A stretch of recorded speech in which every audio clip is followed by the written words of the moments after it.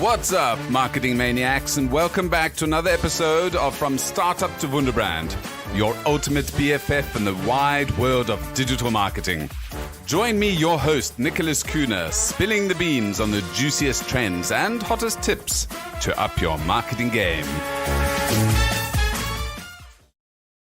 Hello, everyone, and welcome back to the From Startup to Wunderbrand podcast with your host, Nicholas Kuhne. And today I'm super excited, as usual, to have a wonderful guest. And today we've got Marilyn Jenkins. And Marilyn is a specialist in a field that I particularly love, which is the Google business profile. So we're going to talk a bit about that today. But let's just go into a tiny bit of background about Marilyn. So she's the founder of MJ Media Group and the Law Marketing Zone, and has worked for, I won't say how many years, but quite a few years in marketing. So she's got some good years behind her in terms of marketing, and expertise is in leveraging paid advertising and SEO, especially for optimizing Google business profiles.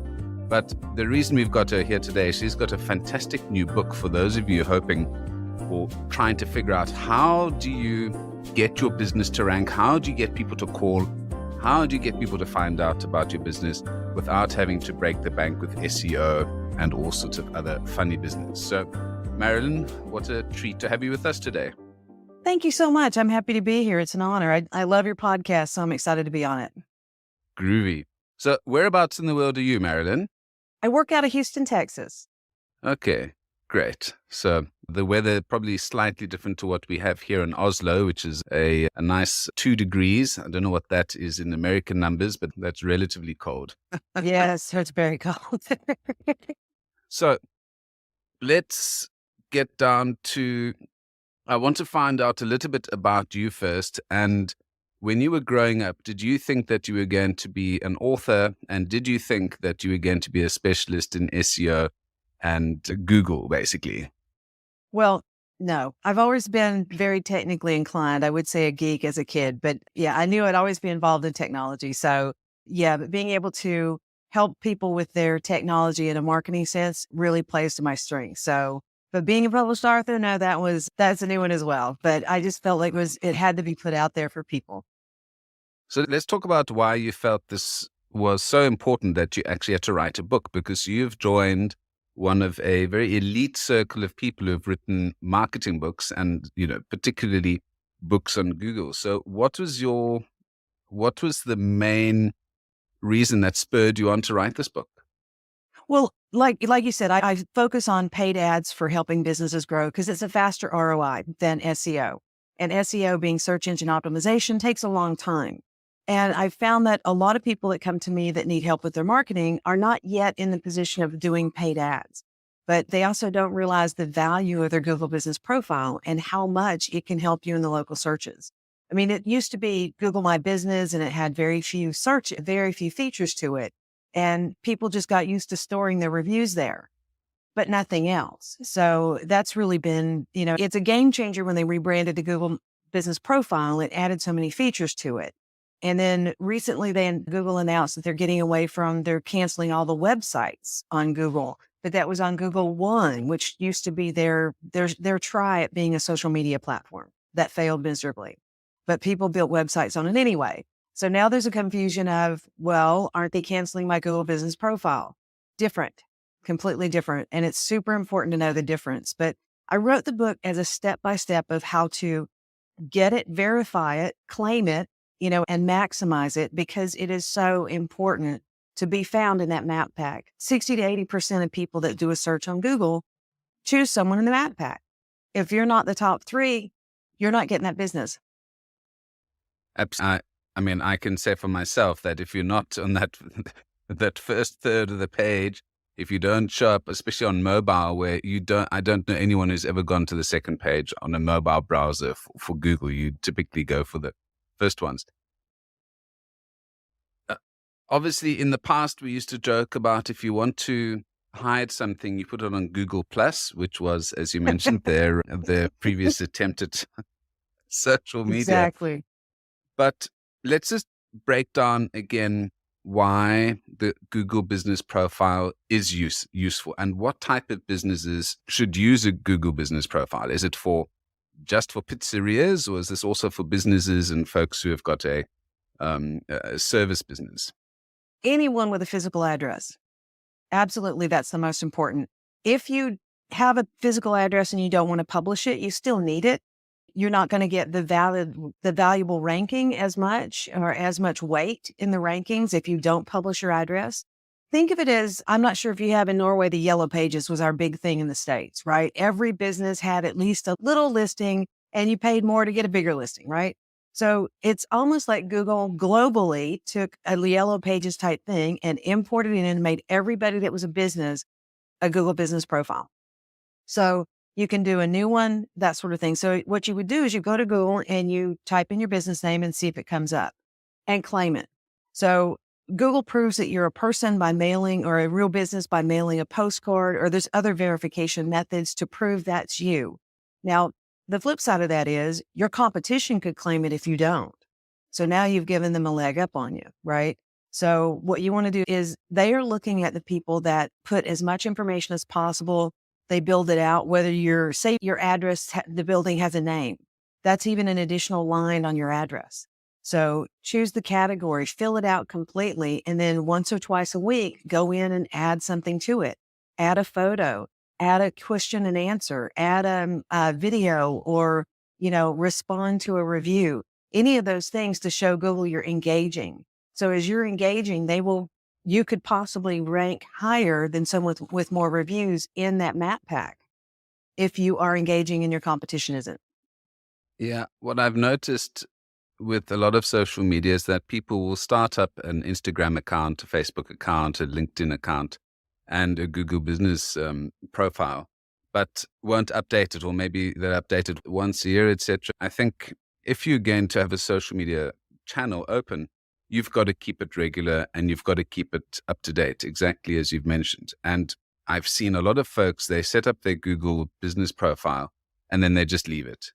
How Correct. important, again, just to reiterate, is it to make sure that you are updating your profile? And what kind of things can you add on this profile now? Because I understand there are a couple of new aspects to it that they've recently added. There are things like blog posts, and it's called Google Business Profile Posts.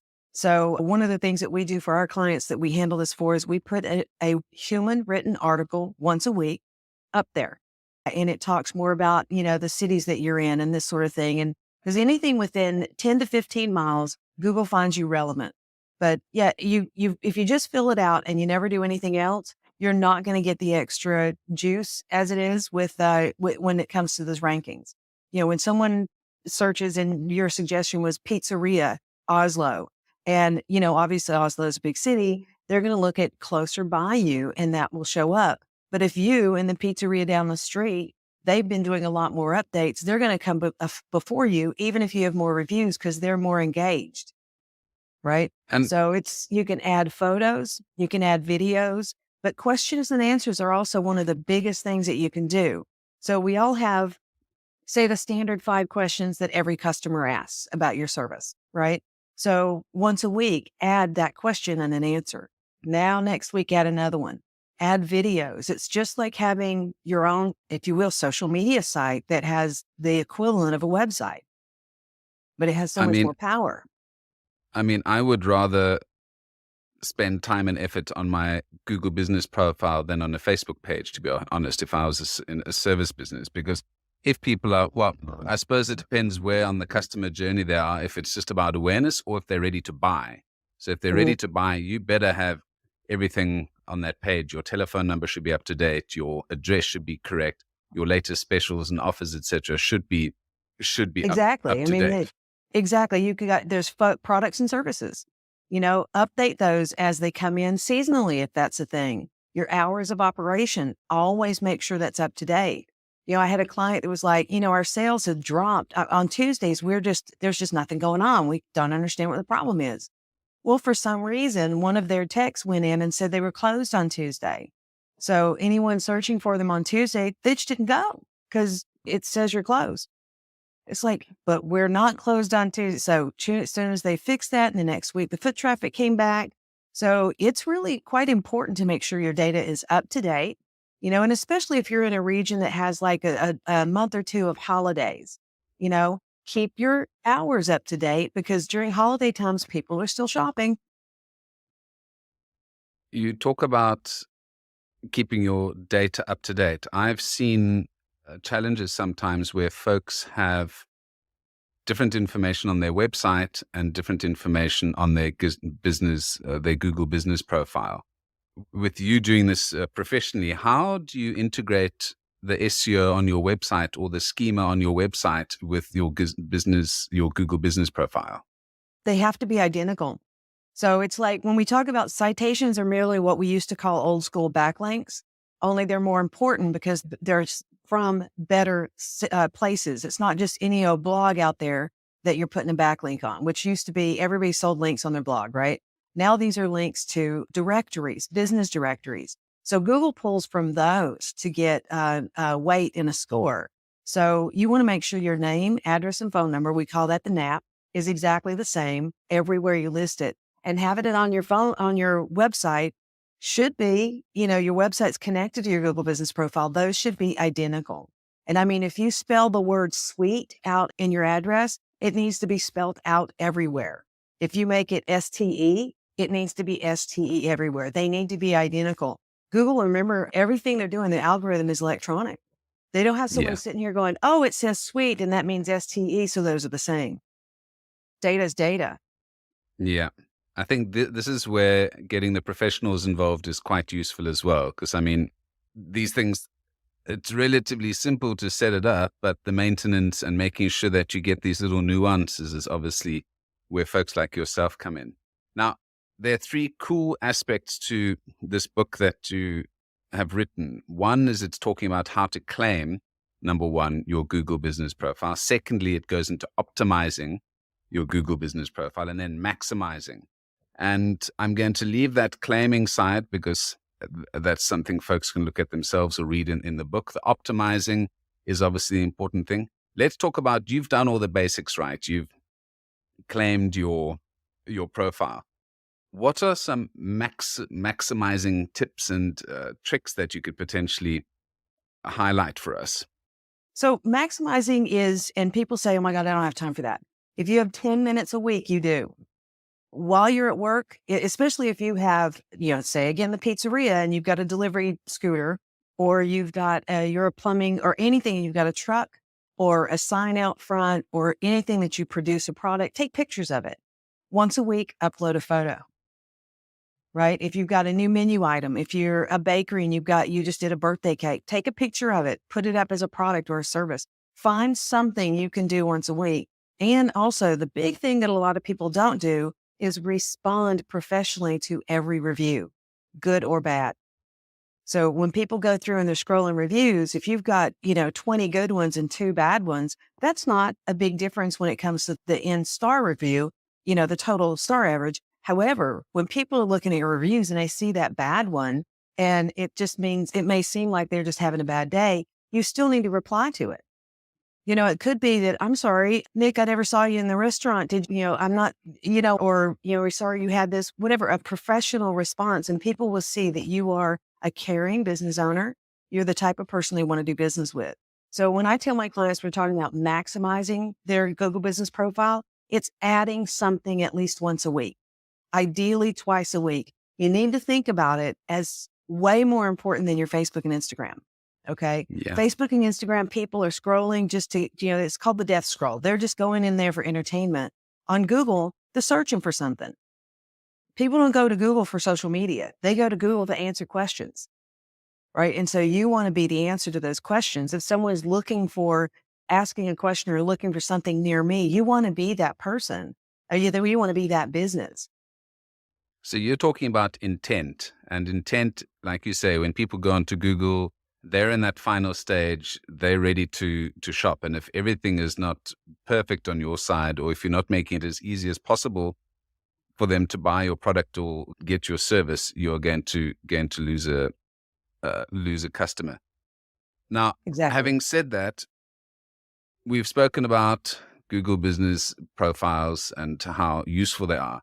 Can you give me an example, perhaps, of a client or two of yours who perhaps didn't have a profile or weren't doing some of these tips that you're doing, and the difference it made once they actually followed through with some of the guidelines from your book or your service? Absolutely. I had a client in Florida that she reached out to me and she's like, my phone's literally stopped ringing 2 weeks ago. And she goes, I was busy. My phone was always ringing and I don't know what happened. So we started digging in. Okay. She had a website update, but not a Google Business Profile update to match that data. So we looked line by line. Okay, this is what's different. Updated that. And within 48 hours, her phones were ringing again. It's that important. When there's a disconnect between the most important is like the phone number you have listed on your Google Business Profile and what you have on your website, any of those types of things, something changed, made a problem. And as soon as we got those two connected again, they were exactly the same on the Google Business Profile. She started getting calls again. It's basically leaving cash money on the table if you don't put your details up. Now, I was thinking, oh goodness, my video is not working, but I realize it's the screen behind me. I've been stressing myself out thinking, can you see me? So it's, I saw that so going and I'm like, I'm not sure what that is. It's the spinning wheel of death. So what I'm going to do is I'm going to switch this bad boy off quickly because that is bothering me. I'm sure it is. Oh dear. Okay. If you don't have your Google Business Profile up, you're leaving money on the table basically. So Right. I think that's a very important aspect. It's super simple to set up, but your book is going to take folks through step by step how to do it. Not a dummy's guide, but basically a dummy's guide in terms of how to set up the Google Business Profile, some of the tips and tricks, and a couple of interesting additional tips that folks might not necessarily know about the Google Business Profile. I hear you've got something special for our listeners though as well. I do. So like I said, the book is at maximizeyourgbp.com. And for your listeners, I have a special coupon and they get the book for only $5 today. And the coupon code is the number 5 startup. So they can get the book for $5 and get started. So I'm going to put that in the description. So, and all the links will be there for folks to go and listen to that. Now, before I let you go, what is something folks might be interested to know about you that is not widely known or was not on your Google Business Profile? Oh my gosh. I love traveling. I love to travel. I've done quite a bit of traveling. I've yet to get to Norway, but I do love to travel. I worked with a lot of different types of businesses and I really enjoy helping people build their business and getting to the point where their business is just their dream.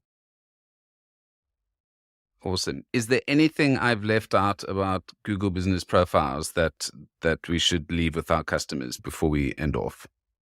The most important thing that I repeat over and over is if you have not claimed it, you must do that now, even if you do nothing more to it, because your competition can claim it and take it over. So it's super important.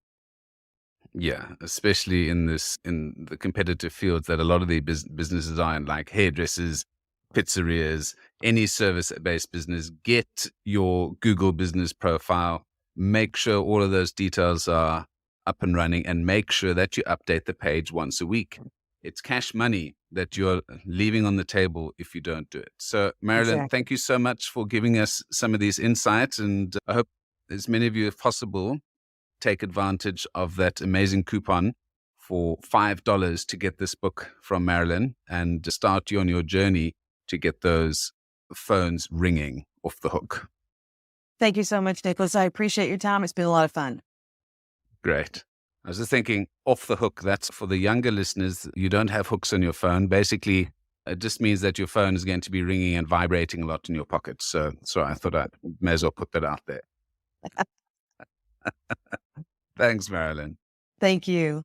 Now, before we wrap up, don't forget to show some love for From Startup to Wunderbrand by subscribing on your favorite podcast platform. If you'd like to help us grow, tell your friends, share on social media, and leave us a review. For those of you who want to dive a little bit deeper into the topic, join me on Twitter at Nick Kuhne. Let's connect and chat about all things branding and digital. Until next time,